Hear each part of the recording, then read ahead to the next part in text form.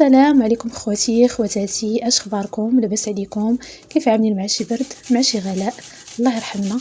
بالمناسبه قلت نشارك معكم واحد الروتين خفيف ظريف، بوجبات اللي هما اقتصاديين، بوجبات اللي كنحضرهم دفعه واحده. يعني غادي تلاحظوا معايا غادي نحضر الغداء وحتى الكوتي، لان في الوقيته اللي غادي نحضر فيها الكوتي غادي نخرج باغا نمشي للمرجان ان شاء الله. بغيت نمشي نشوف الا كاينين شي عروض ولا هميزات نصورهم معكم، لان شحال ما بقيت صورتهم وحتى انا خاص ناقصيني شي امور. يعني صافي هنا نصبت الغدا ساهل ماهل. يعني هنا درت واحد جوج طريفات ديال صلصه الطماطم اللي كنحضرها وكنوضعها في المجمد. حكيت بصيله ثومه، قطعت واحد الفلفله خضراء حمراء، وضعت التوابل العاديه اللي كنوضعوا ملح ابزار سكينجبير تحميره، شويه ديال القزبر والمعدنوس. صافي شحرت الكل كما كيبان لكم في الصوره هنايا. بطبيعه الحال راني وضعت القليل من زيت الزيتون. صافي هنا تنشحر كل شيء حتى كتبان ليا البصله والفلافل وديك الصلصه حتى هي كتعقد هكا. صافي كنضيف العدس اللي كنت غسلته ونقيته وغسلته. صافي وهنايا الجزر ضروري، انا في العدس كنضيف معاه الجزر باش ما تيديرش لينا ديك بحال الحرقه. صافي غادي نروي بالماء الكافي. هنا وضعت الماء دافي صافي، وغادي نصب النجره وغادي نوضع الصفاره نخليه يطيب تقريبا واحد 15 دقيقه صافي تيكون واجد. هنايا عندي السمك السمطه اللي كنت شاركت معكم في الفيديو السابق. هذا كنت خديته ب15 درهم الكيلو. عرفتي صراحه ولادي عجبهم لان اللحم بنين صراحه. هذا دابا وليت كنعوض به مثلا فحال الصول ميرلان، راكم عارفين الثمن ديالهم غالي، فهذا تنعوضوا به. حتى هو اللحم ديالو بيض وبنين. صافي هنايا راه فندتو او مرمتو في الدقيق اللي درت معاه شويه ديال المليحه وبزار. صافي غادي نطيبهم في الاير فراير. صراحه في علاش غنديرهم في الاير فراير؟ صراحه ما تيطلقوش الحوت، ما تيطلقش ديك الريحه في الدار، ما تبقايش واقفه على ديك المقله. تيجي ناشف وتيجي بنين وتيجي مقرمش. عرفتي راه بحال طايب في الفران تيجي مقرمش. غير جربوه بهذه الطريقه هذه غادي تولي معتمده عندكم. انا غادي نوضع عليه القليل من ضروري ما توضعوا عليه الزيت باش يجيكم مقرمش، ما يجيكمش ناشف ولا يابس. صافي هنا وضعته في الاير فراير غادي نخليه يطيب تقريبا هنايا واحد 15 دقيقه. وغادي نحل عليه وغادي نقلبو. ضروري تقلبوه على الجهه الثانيه. راكم عارفين الاير فراير دائما من الفوق فحال اللي تتحمر، الحاجه من الفوق تتجي مقرمشه والحاجه اللي من التحت كتبقى فحال رطبه. حنا باش نتحصلوا على ديك التقرميشه ولا على داك لو في ديال القليان خاصكم تقلبوه على الجهه الثانيه باش حتى هي تحرمل، باش حتى هي تحمر وتقربش. وغنرافق السمك بالقليل من البطاطس المسلوقه، الباربه مسلوقه. هنا ملي كيطيب طبق ديال العدس كنضيف ليه القليل من زيت الزيتون والصلصه الحاره. صافي هنايا ضفت ليهم بصيله مشلضه والقزبر معدنوس، شويه ديال المليحه زيت الزيتون. غادي نضيف شويه ديال لا مايونيز. صافي يعني هادو شي حاجه اللي هي ساهله ماهله وكتوجد خفه زربا وشي حاجه اللي هي صحيه. صافي هنا غادي نوضعهم في طبق ديال التقديم وغادي نتغداو. صافي من بعد راه غادي نحضر معكم الاطباق ديال الكوتي. غادي نحضرهم وغادي صافي غادي نحضرهم نوجدهم وغادي نمشيو للمرجان ان شاء الله.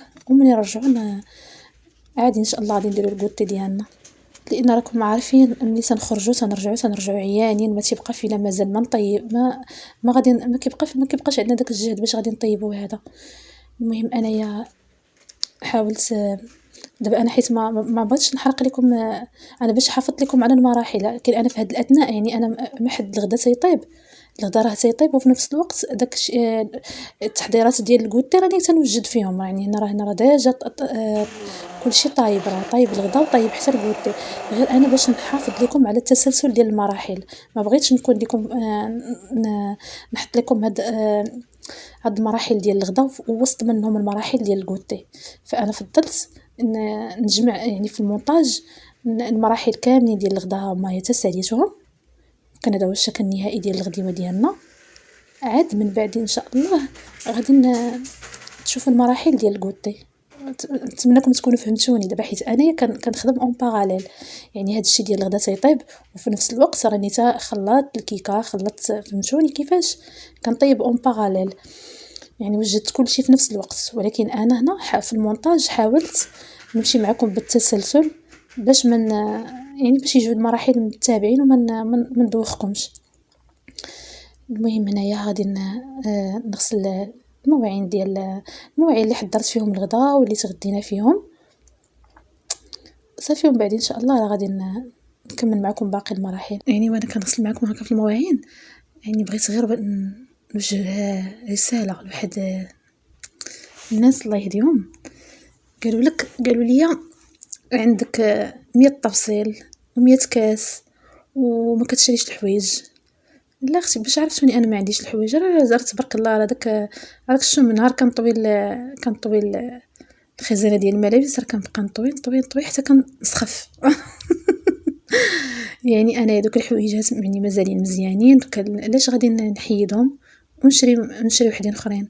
انا تنفضل المواعين، يعني راه الاذواق تختلف ولا تناقش. كاين اللي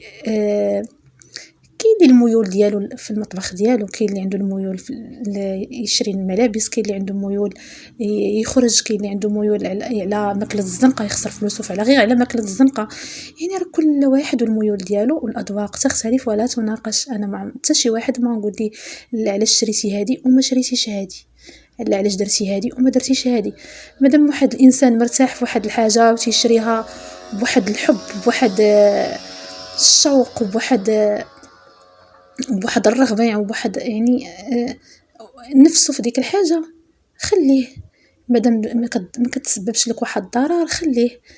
بغى يشري حتى 100 طبسيل ولا 1000 طبسيل، هذاك راه حياته، وهذا الشيء كينفع. يعني ماشي تنشروه تنحطوه، راه كنخدموا به. يعني ما فهمتش انا علاش. انا مع صراحه الحمد لله عمرني ما زعما كاينه بقيت هكا مقابله الناس علاش شراو هادي، علاش ما شراوش هادي. ما كنلاحظش والله العظيم، ما كنلاحظش شنو لابسين ولا ما لابسين، شنو مفرشين ولا ما مفرشينش، شنو حاطين شنو ما حاطينش. والله العلي العظيم الحمد لله زعما كاين الله، زعما ما ابتلانيش بهاد الابتلاء، زعما انني نبتلى بالناس، نبقى مقابله الحياه الخاصه ديال الناس نهائيا. عرفتي راه نقدر ندوز من حداك ونقول لك السلام، ولكن راه ما كنحققش فيك، ما عرفكش زعما كاين، ما كنحققش في ادق التفاصيل. يعني شنو لابس، شنو ما لابس، شنو هاز، شنو في غادي، فين جاء نهائيا. ما عرفتش علاش الناس هكا ديسبونيبل بزاف. ولا ما عرفتش، يمكن انا حيت راسي صافي عامر. يعني كنكون غادا، يعني راه راسي عامر بالمشاغل، عامر باش حيت اني هكا تشغلت، ولا انا طبعي هكا، وانا ما عرفتش. ولكن انا تنحس انه الطبع فيا هكا، ما تندخلش في الخصوصيات ولا في شي حاجه اللي ما كتعنينيش، ولا بالعكس. الانسان كيلقى واحد لاميوز، يعني واحد عنده هو اوتو سيميلاسيون. ملي كيشري واحد المواعين ولا ملي تيشري واحد، خليه. يعني وخصوصا انه يعني ما شاريهاش من مالك الخاص ولا من جيبك، ولا يعني راه شغلو هذاك. عيب وعار الا شرا شي حاجه اللي كتسبب ليه ضرر، ولا شي حاجه اللي كيمشي فيها الفلوس غير باطل، ولا شي حاجه اللي ماشي زعما كاينه بيان غادي نحطو وغادي نخدم به وغادي نستافد منه. يعني شي حاجه اللي هي غير تفاهات، ولا بحال غير لح فلوس وصافي. يعني شريتي واحد الحاجه غادي تستعملها وغتبقى ديما تستعملها، راه ماشي باطل. والحمد لله والله يهدينا. هادشي اللي غادي نقول. يا صافي هنا كملت. عرفتي راه احسن منظر عندنا حنا العيالات كاملين هما ملي كنشوفوا الكوزينه صافي تجمعات. هنايا صافي غادي ندوز باش نحضر الكوتي. هنايا عندي نبدا بالخليط ديال الكيك. عندي صفار، عندي بيضه كامله، ساشي ديال سكر فانيلا، وواحد 4 المعالق ديال السكر. صافي هنايا غادي نخلطهم جيدا حتى يذوب ليا السكر. من بعد غادي نضيف واحد 4 كاس ديال الزيت، لان هذه غير صغيره غنديرها غير في المقله المتوسطه ماشي حتى المقله الكبيره. صافي عندي واحد نص كاس ديال الحليب، اللي بغى يعوضوا بنص كاس ديال الماء ولا نص كاس ديال القهوه معصره عنده، ولا نص كاس ديال القهوه سريعه الذوبان يعوضوا. هنايا غندير واحد 3 المعالق ديال الكاكاو، حيت كان عندي غير معلقه واحده، وعاونت بواحد 2 معالق ديال الكاوبيل. غنضيف الدقيق هنا بالتدريج. هنا وضعت تقريبا واحد ما يعادل واحد نص كاس ديال الدقيق، غادي ندخلو في هذا الخليط. ثم غادي نضيف تقريبا هنايا واحد نصف كاس تقريبا، يعني راه في المجموع غادي تهز ليا غير واحد كاس ديال الدقيق. صافي واحد كيس ديال خميرة الحلويات. غادي نخلط جيدا. هانتوما القوام ديال الخليط كيبقى خفيف بحال هكايا، بحال نتوما الا تقلتو زيدوا شويه ديال الحليب باش يخفف لكم الخليط. هنا في مقلاة وضعت مقدار معلقه ديال الزبده، واحد جوج معالق ديال السكر. صافي غادي نخليهم يذوبوا، يعني غتذوب غتذوب الزبده وغادي يذوب السكر وغادي يتكرملوا، غادي يوليو عندي على شكل كراميل. يعني غير شويه بمجرد ما انه يبدا يبان لكم انه ولا كراميل حبسوا، ما تخلوش حتى يتكرمل بزاف، حيت مازال غادي يطيب مع الكيك.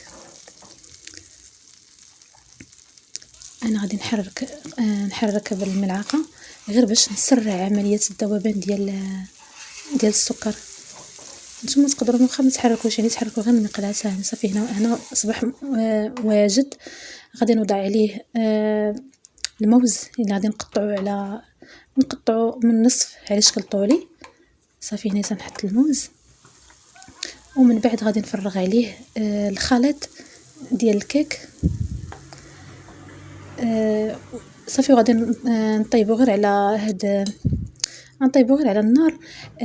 النار تكون مهيله. ضروري انكم تغطيو هذا الكيك هذا. صافي ملي غادي طيب على هاد مره بقاو تراقبوها، يعني ماشي مشكل، راه واخا تحلوا عليها راه الكيك ما تينزل ما والو.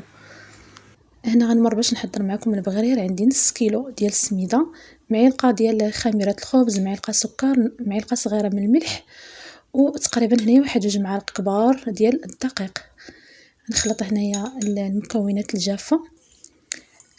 حاولوا ملعقه ديال السكر ما تعمروهاش بزاف باش ما يتحمرش لكم بزاف البغرير ويتحرق لكم من الاسفل. هنايا غادي نخلطوا بماء. تقريبا هنا غادي تهز معايا لتر ديال الماء. هنا راه ضفت هاد نص لتر وغادي نزيد نصف لتر اخر. ولكن راكم عارفين كاين السميد اللي كيتشرب والسميد اللي ما كيتشربش. صراحه انا هاد السميد عطاها ليا صراحه ما عجبتنيش، بحال مخلطه معها حتى السميده البيضاء عرفتي غليظه. ولكن ماشي مشكل، انا غادي نطحنها باش غادي تولي عندي ليس. ضروري هنا يطحنوا هذا الخليط على الاقل 5 دقائق باش يجيكم البغرير ناجح. انا طحنته وضفت ليه كيس من خميره الحلوى، وغادي نخلطها مزيان باش ما يبقاوش عندي دوك الحبيبات ودوك التكتلات. هنا علاش ضفت الخميره حتى لاخر مرحله باش ما تفقدش المفعول ديالها. غنغطي الخليط ونخليه يرتاح الوقت اللي غادي نغسل فيه غير ديك البغا ميكسور ونطيب مباشره. صافي هنايا المقله راني سخنتها مزيان وليت طفيتها في الماء، يعني بحال بردت لها القاع ديالها باش تيجي البغرير ناجح ومثقب بحال الشهده. ما تخافوش، يعني واخا تطفيوها في الماء راه ما يعني المقله ديالكم ما يوقع لها والو، يعني ما كتضيفوا راه ما كتعوج من التحت ما والو.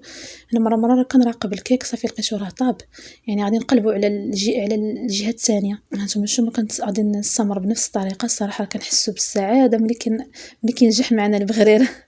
وصراحه راه كيبقى شي حاجه اللي كتحضر في دقائق. يعني انا هذا ديال ضيوف الغفله ولا الفطور الصباح، خصوصا ان مكوناته اقتصاديه، يعني دائما تكون متوفره عندنا في البيت من غير وقت التحضير والطهي سريع بزاف. هنا بعد ما طابت الكيك غادي نقلبها. واخا طلع لي عليها شويه الكيك في الوسط، غادي نزوقها بخطوط الشوكولا. صافي هنا ما بقاش باين والو. هنايا مشينا المرجان.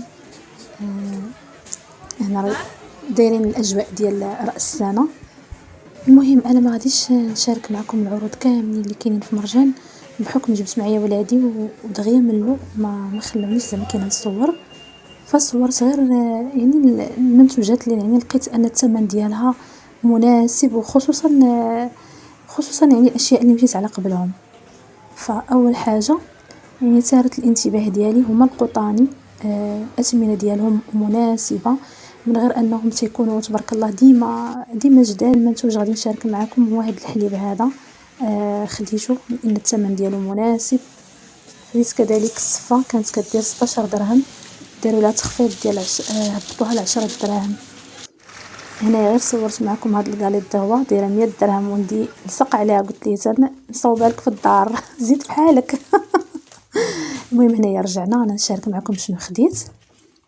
كما قلت لكم خديت هاد الحليب هذا لان لقيتو صراحه لي رابور كاليتي بري، يعني بداك الثمن 2 كيلو وربع بداك الثمن راه مناسب، غادي يبقى معايا حتى شهر ولا شهر ونص. هاد الفرماج حتى هو 64 قطعه ب40 درهم، هذا هو ارخص فرماج غتلقاوه في مرجان ولا في اي بلاصه اخرى، لان هاد 64 قطعه كتوصل في انواع اخرين حتى ل 50 درهم 55 درهم، يعني ب 40 درهم راه ثمن مناسب. صافي خديت ضروري من الصفا شويه ديال القطاني. خديت هاد الياغورت هذا ضروري فين ما نمشي للمرجان تنجيبو، 19 درهم حتى هو فيه تخفيض. حيت كنحتاجو ملي كنصوب العصير ديال الخضر والفواكه، اولا ملي تنبغي نصوب ديك الحلوه ديال 10 دقائق اللي بالكوكو السميده فكنحتاج ليه. خديت لهم كذلك هاد الكونفليكس المنتوج الاقتصادي، صراحه تينفعني خصوصا ملي تيكونوا فايقين الصباح بكري ما تيبغيو يفطروا ليا بحتى شي حاجه، فانا تينفعني. صافي هنايا من بعد ما رجعنا ناخذ الكوتي ديالنا، شحال باش زوين انه يكون عندنا هكا ديما تحضيرات مسبقه، نخرجوا حتى الا رجعنا عيانين صافي يعني ما تيكونش عندنا شي تحضيرات ولا شي مجهود، يعني صافي غير داكشي اللي عندنا راه تنحطوه. حيت انا بغاو يديروا لي ديك اللعبه ديال شرينينا هذه قلت لهم شوفوا كلشي عندكم في الدار، غندخلوا للدار كلشي عندنا. وصراحه حنا ما تعطلناش، راكم شفتوا يعني ما درتش بزاف، يعني مشيت خديت غير داكشي اللي كنت غادا على قبله ورجعت. حيت راكم عارفين حنا بحكم اننا حنا دابا مقاطعين عده منتوجات ما بغيتش نجيب داك المنتوج الاخر، فاضطريت انني نمشي حتى المرجان على قبل داك فيطا حليب. وكان هذا هو الشكل النهائي ديال كيكه الشوكولا بالموز. صراحه الكيك كيجي اسفنجي رطب مويلو. صراحه والبنه راه ما غاديش نقول لكم، البنه كتجي بنينه يا سلام، من غير انها تتبقى شويه صحيه، يعني بحكم ان فيها الموز، يعني شي حاجه اللي نعطوها لوليداتنا ويتنفعوا بها، من غير انها كتحضر وطيب في دقائق، يعني كطيب غير في المقلاة راه تطيب كطيب بسرعه، يعني ما تغفلوش عليها. صافي وهذا هو البغرير كيجي هكا عرفتي كيجي كامل مثقب، يعني بحال الشهده. انا عزيز عليا هكا نقدمه مع شويه ديال الزبده دائبه، زيت الزيتون والعسل الطبيعي. واللهم اديمها نعمه واحفظها من الزوال. لا فيديو ديالي وصل النهايه، نتمنى احبتي في الله هاد الوصفات ينالوا اعجابكم، ولا نالوا اعجابكم ما تبخلوش عليا بجيم وتعليق فضلا وليس امرا. دمتم في امان الله وحفظه. السلام عليكم.